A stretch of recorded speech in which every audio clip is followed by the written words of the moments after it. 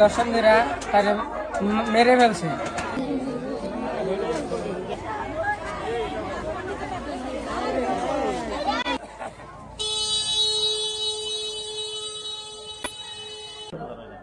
আঙ্গর এই বাচ্চারা নিখোঁজ হয়েছিল। আমরা ডুবার হয় না, আমরা নদীতে খুঁজেছি, আমরা পাই নাই।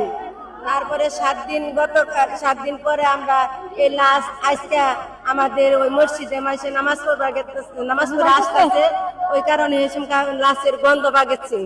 আমরা নাচের গন্ধ যে বাগেছে আমরা শুনে হাইরে আমাদের লোকজন এখানে গেছি। এই গন্ধ শুনে ঘরে যায়, দেখি ঘরে 3 বছর যাবত মানুষ থাকে না। ওই ঘরে যাইয়া দেখে দরজা ভাঙ্গা, টাঙ্গি তালা ভাঙ্গা, টাঙ্গি বুঝে লাশটা পাওয়া গেছে। কারণ অনেক খোঁজাখুঁজি করছি, এই বাচ্চারা আমরা পাই নাই, কে নদীর মধ্যে ডুবার হয় না, সবকিছু খোঁজাখুঁজি করছি, আশেপাশে মাইকিং করছি, সবকিছু করছি, তারপরে এই বাচ্চা পাই নাই। এই বাড়ি করে সবখানে খোঁজাখুঁজি করছি, তাও নাই। কিন্তু হঠাৎ করে আজকে সকালে এই গন্ধটা বের হয়েছে। তাকে ধর্ষণ করা হয়েছে, এই কারণ ধর্ষণ করে তাকে মারা হয়েছে। এটাই রাফি সুমন এরা স্বীকার করছে যে এরা মারছে, স্বীকার করছে। আমরা ফাঁসি চাই, আমরা এটা সঠিক বিচার চাই, ফাঁসি চাই। আমাদের বাচ্চা ফাঁসি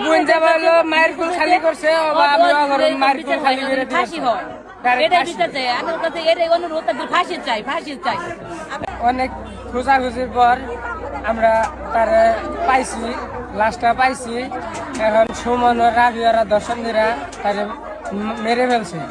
এখন আমরা তার ফাঁসি চাই, তাদের বিচার চাই, তাদের আমরা ফাঁসি চাই। হত্যা, নির্যাতন, ধর্ষণ করে মারা হয়েছে, এদেরকে আমরা ফাঁসি চাই। আর এই ধরনের ঘটনা যেন কোনো জায়গায় না ঘটে, আমরা এটা বিচার চাই, ফাঁসি চাই।